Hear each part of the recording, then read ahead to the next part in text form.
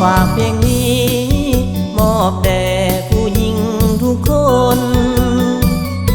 ที่อายเคยสนโดนแล้วน้อบ่ได้ยินข่าวย้อนผมลิขิตขีดเส้นสายแนนให้เฮาหางคันแค่เพียงสู้สาวบ่ขาดได้เอาเป็นคู่มั่นหมายฝากความฮักแพงถึงแฟนเก่าที่เคยหมายปองขอเป็นพี่น้องมีคู่ครองหมดแล้วหรือใดสัมพันธ์อย่าขาดติดขัดช่วยเหลือกันไปหักกัน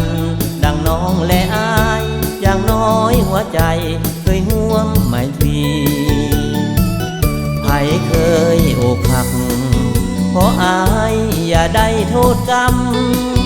ยิ่งใดเคยเจ็บเคยซ้ำอายขอโทษนำมาในเพลงนี้อายเคยผิดหวังมาแล้วเหมือนกันหลายทีย้อนน้องบางคนนั้นสิอายนี้อภัยให้แล้วแต่นานเพลงนี้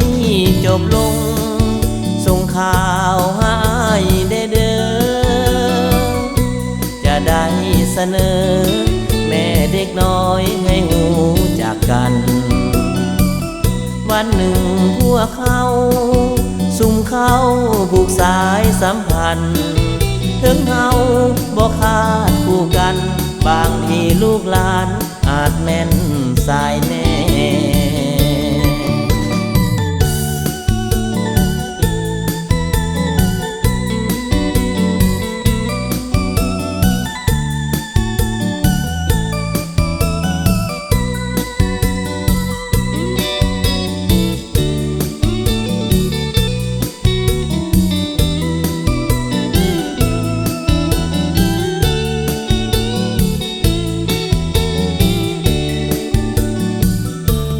เคยอกหัก